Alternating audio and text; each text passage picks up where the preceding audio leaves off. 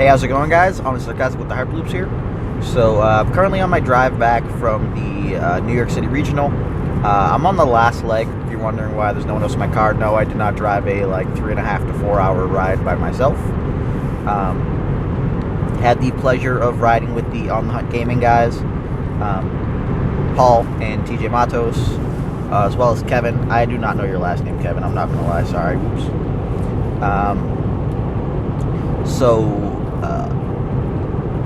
The other guys, two of them went 4-2. I don't actually know Kevin's record. I know he wasn't very happy with his overall play, I believe. But so I also ended up going 4-2. So there really wasn't a drastic difference there in kind of record. I can't recall all of my matches, which is a bit unfortunate. I don't know why I cannot recall the lineup from my first opponent. I just remember discussing with them about Theed, and that kind of sucked because I really not sure what was going on for me to blank through that entire match. But so I played Elite Snoke Sienna Bala, which was a slight difference from my normal usage, which was Rebel Trader. The reason for this was, one, people kept asking, hey, why not Bala? So I was like, alright, well, I'll make the adjustment and let you know what the differences are. And in testing, so I have my initial theories, when I, look at characters or the different sides and what my overall expectations were. And my overall expectations for that was that Rebel Trader made our removal phenomenal. For the most part, we never ran into a situation where we couldn't use, he doesn't like you. One second. People not going 70. My cruise control not being amazing here. 1 second. And it's back. So, yeah, if we're playing as a 2-character deck, they have a die in the pool I want to get rid of, because let's say Vader just rolled out and he hit 3/3 and then a 4 on a Vader saber or something. It's oh shit. Wish I could cast this He Doesn't Like You, but I don't have dice in the pool. Guess I'm dead. Rebel just nah, fuck you, bro. Roll out that Greedo. And then, plat. Trade my die for that plus that 4. Alright, well, hit me for 6, but at least I'm not squashed right now. So, that does happen pretty amazingly with Rebel Trader. Sets up Feel Your Anger options as well as Mind Trick. Even, potentially Beguile, but I'm not a big fan of Beguile in that situation, or Beguile in general. I know, it sounds crazy.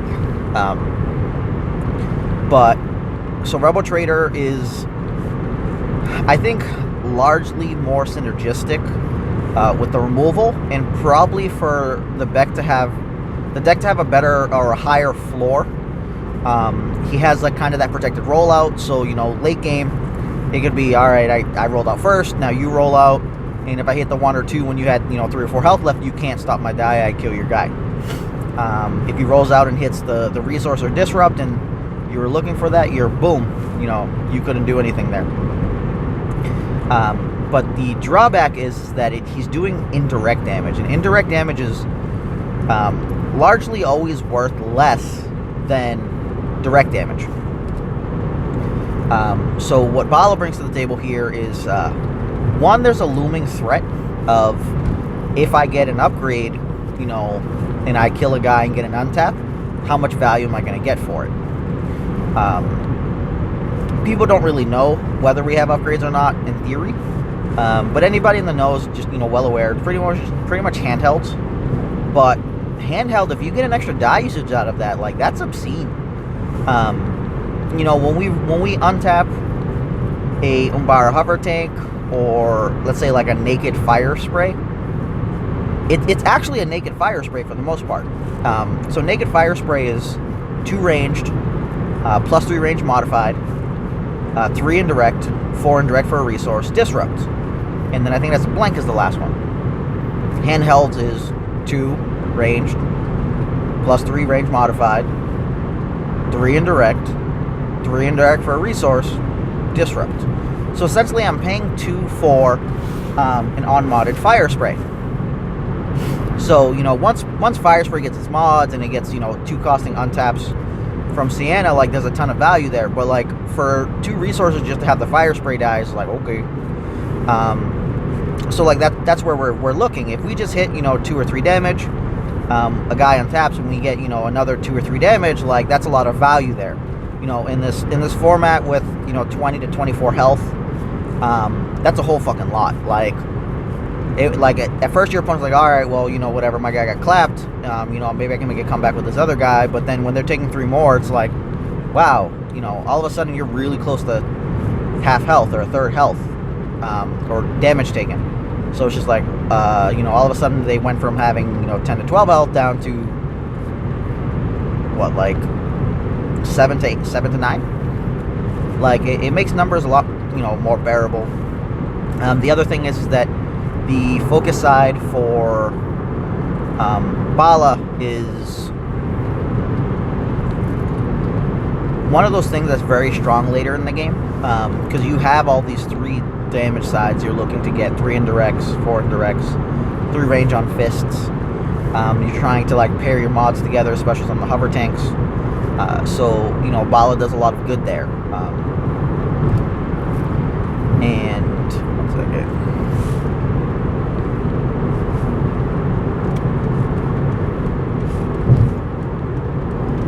So yeah, so Bala does a bunch of good there.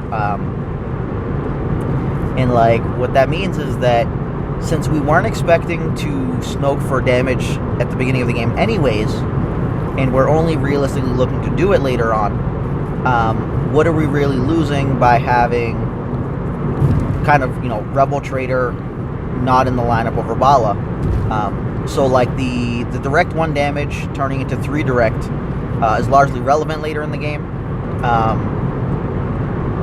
And so like there's a lot of times where we're looking to focus a bunch of dice. If we can Snoke, let's say we had a Snoke with the resource, focus side, and we had we'll call Snoke's other side a blank, and then we had a focus side on Bala. If we add 1 additional die in here, now we're like, all right, well, let's say it's a fist die, it's been used a couple times, so like we can get a 3 range there, right? We can either single focus to get to a 3 range there, or we could focus into 2 focus on Snoke and then focus into 3 and a +2, or 3 and a 1 and then Snoke for 3 damage to get 6 there. But if instead we Snoke Bala's focus, we could then go, okay, fist is on the 3 and each of Snoke's is on 2 indirect, so now we're getting 7 damage there. It can change the math quite a bit as far as like what we have available. So like in one we're looking at 6 direct, in the other one we're looking at 4 indirect and 3 direct, but those things can kind of like add up. That 1 difference in damage does make a world of hurt. But like if we had a bunch of dice available, now we could be looking at like, all right, if we got like some untaps and crazy shit, we could be like, all right, Snoke the focus, pull up 3 on fist, pull up let's say a 2 focus, and then like a 2 indirect. So now we're looking, all right, with 2 indirect, 3 kill a guy, untap Bala, re-roll out Bala, maybe with the handheld. So now we can just refocus back to like 2 and +2 or 1 and +3, and then 4 and hit another guy. And like these things will matter, arguably much more than Rebel Trader's indirect sides. They both have resource and shield, so like those are interchangeable. So it pretty much becomes like the 2 indirect versus +2, and focus versus disrupt. In theory, the 1 ranged auto beats the 1 indirect, so like you should lock those in there as well. But that's realistically what we're looking at in the matches with like Mill or whatever.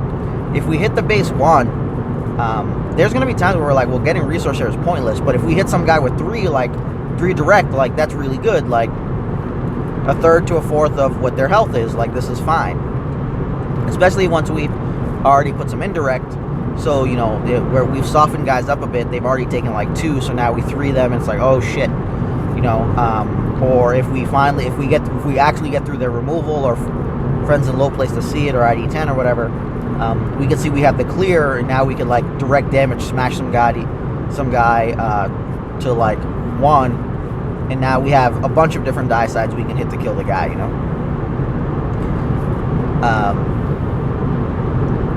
So realistically, that's what we're we're often looking at for Bala there. But the Rebel Troopers synergy with mitigation cannot be like, you can't discount it a single bit. One second, I don't know what the hell this is. This is a regular car. You can't discount that a single bit, because it's how it kind of makes all of those situations much better is just, it's quite phenomenal. So like, you kind of have to get to boil it down to how you want it. You know, do you want for your removal to be super tight, like you feel really happy about most of the stuff in most situations, or do you want it to be like you have weaker removal overall, but you can have much more stronger situations trying to do direct damage? So like, realistically, the way I kind of attribute it to is that Bala has a lower floor than Rebel Trader, but a much higher ceiling. And sometimes, a lot of times, it's like we're looking for those ceiling situations. If I was often looking for a higher floor, then maybe we'd be looking at, TIE fighters or different stuff, instead of like, oh, we got hover tank, fire spray, fist. Like, we're looking for these big beaters to bash people over the head with. And then like untap them and use them again with mods and different stuff. Like, we're already trying to hit home runs out. So sometimes it's better to just have that consistency. Sometimes it's better not to.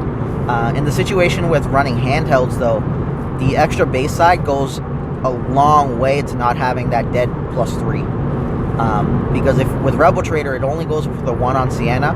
So that means if you needed to get resource, you're probably trying to resource off the Rebel Trader, which you probably have to focus to, and then you also need to focus into the 1 for Sienna. Whereas like Bala lets you set up different shenanigans with like the Snoke 2 focus. So let's say I have a Snoke 2 focus. I obviously don't have the other Snoke die available anymore. Maybe it got controlled. Maybe I used it for 2 indirect or disrupt. I can be like, all right, use my 2 focus, flip like a hover tank, and then flip Bala's other die to a 1 focus. Then hover tank, then pay 2 for Sienna, untap it, re-roll it back out, and now use the focus to fix it. Whereas before, all of that entire focusing stuff was entirely built upon Snoke's shoulders. Different situations late game, maybe we're just like, alright, we don't have the additional Snoke dice, so we can't go focus with 2 focus, fix 2 dice. So we go single focus into Bala's focus, Snoke Bala's focus 3. And like, focus 3 can often be much more than just damage. Because like, let's say that was Rebel Traders 2, and 2's turning into 4, we get overall increase of +2 indirect damage, which is not very high. +2 direct damage is much better. But if this is instead focus, when you do Snoke focus to 3 focus, we are looking at 3 dice being changed.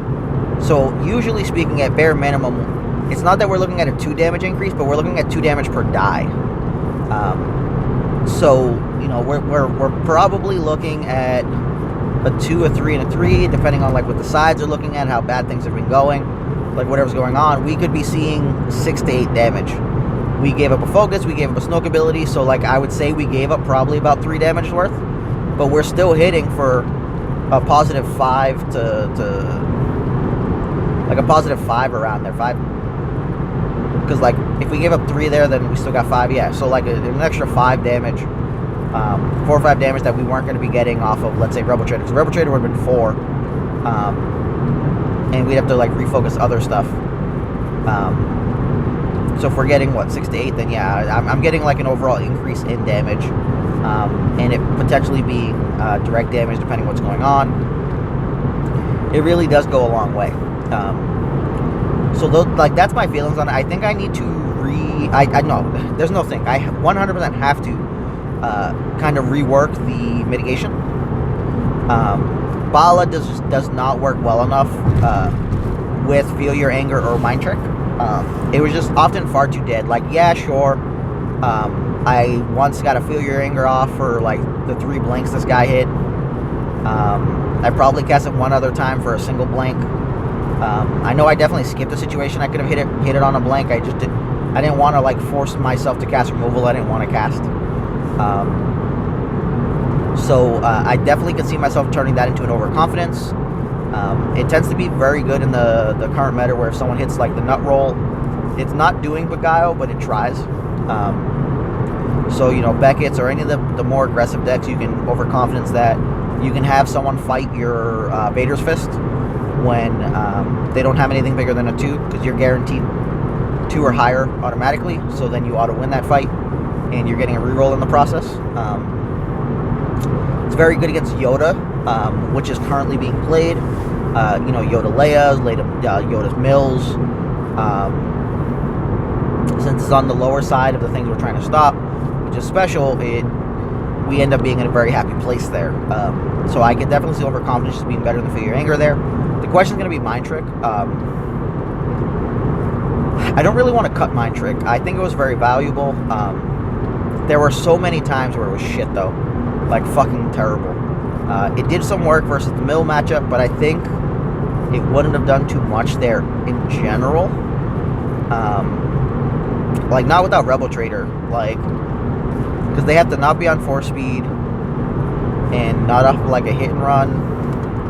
So, like, it's still quite good. In general, I'm not a huge fan of Beguile. I very much understand people's love for it.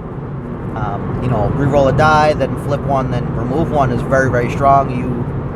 You pretty much soft mitigate 2 dice as well as hard mitigate 1. So maybe I just have to go back to give it a chance. I would like to have a piece of removal that can actually remove multiple pieces. I'm really not sure what I'd put there. But moving stuff around seems pretty reasonable. If we're seeing a fuck ton of 3-wide again, we may have to potentially cut a flank, but I'm not doing that because I think flank is just that good against Vader that you can't even try to begin to do that. And I don't think I want 2 overconfidences. I just think a single one over Feel Your Anger is probably the best bet there. But the thing I'm talking now is not to say that Bala is the one you should be playing. It's you need to kind of just break things down to what you'd like to see. Like, I wouldn't doubt if ABG this weekend had Mind Tricks, just straight crush fucking people. And it's always tough because, like, the thing is, like, let's say we're playing into a soft field. The field there was not very great with sequencing. Honestly speaking, though, to be fair, that most players are just not. They definitely need to work on sequencing. But they weren't. So, like, there's not much I can realistically say there. 1 second. Cancel my cruise control.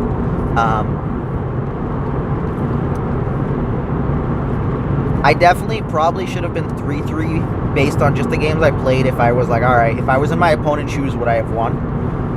And I would have bashed my fucking face in. I might, like, based on me being my opponent, I might have been like, I definitely would have been 3-3, potentially even 2-4.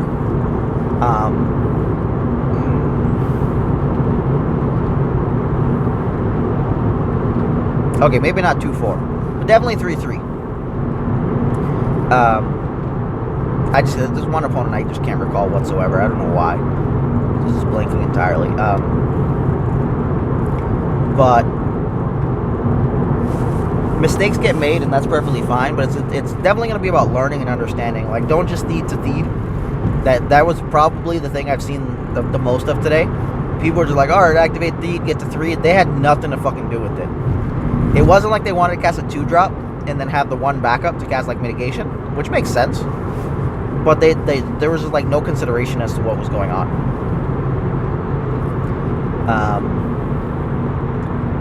It definitely occurred a shit ton. So it's definitely something you guys gotta keep track of. Get your ducks in a row. Like, if you're playing a strong, so, like, let's say you're playing this one of the variations of this deck. When you beat people, like, go over what you did. Was it correct? There's going to be a ton of times where some of your moves probably just weren't correct, but the deck's just so strong, you just beat people anyways. I definitely feel like that occurred A couple times when I played, I was choosing not to cast mitigation. I was like, oh well, I don't want to. He doesn't like you because I don't want to give up my die. But like I didn't need my die. If I had successfully snoked my other character die, like why the fuck do I need that first the other one? Why do I need Balas now, or why do I need Siennas if I did Balas? Like maybe it's a resource, but like if I have to pay one for whatever my guy dies, like that's a problem. I face tank a fuck ton of damage, like ridiculous amounts, often too much, but it also means that I usually get to reroll and try to find like max damage and shit properly. So like sometimes it's good, sometimes it's not. But I think there's a lot of saving grace to actually running Rebel Trader. The drawbacks pretty much boil down to is some of those tough matchups Bala's just better in. So like Bala in the 3-wide matchup, or he doesn't like you's almost kind of don't matter as far as like, oh, I need to Rebel Trader, he doesn't like you. Except for like if you need to hit a hover tank special that has a mod that's obviously not fucking triple turret. Trying to think. Can I name a green light?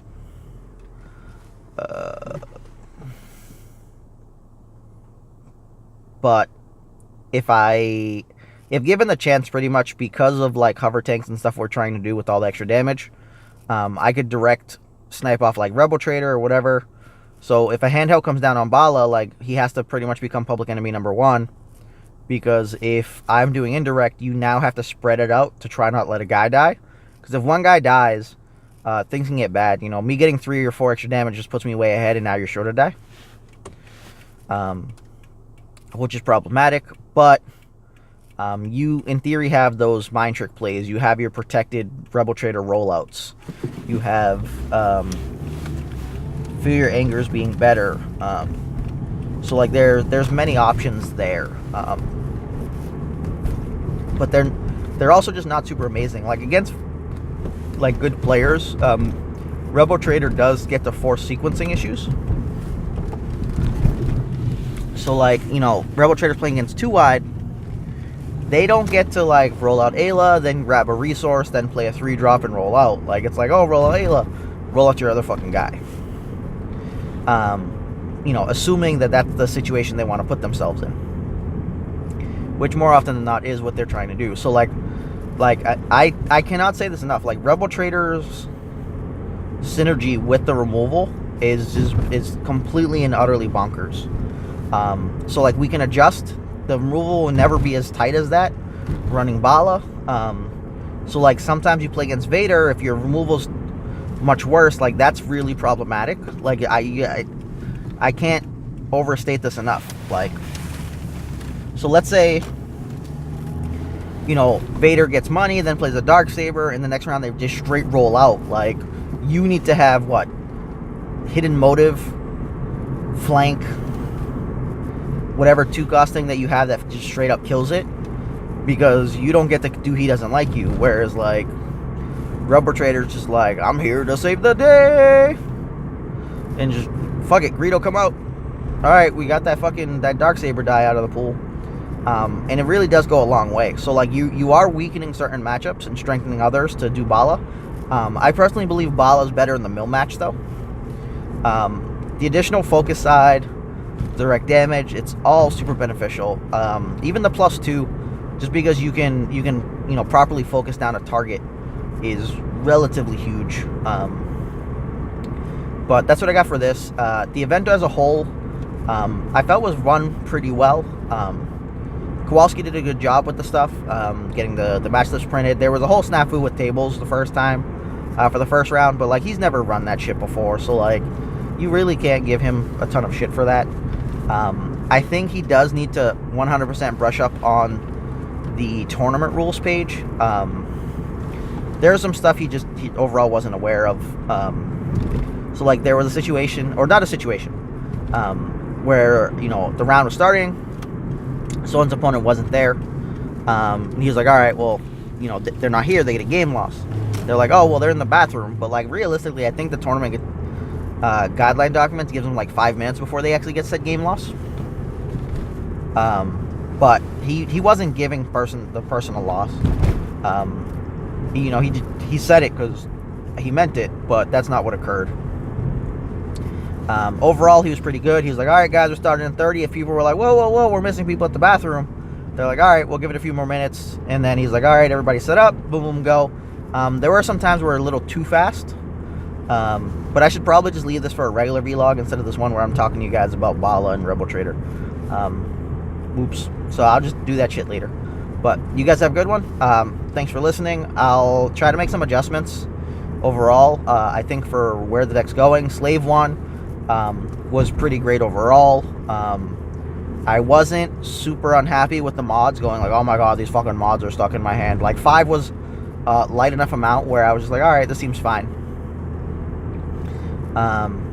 So I think overall we're in a good spot with the deck. It's for Bala, we're gonna have to make adjustments accordingly so the removal's not fucking shit.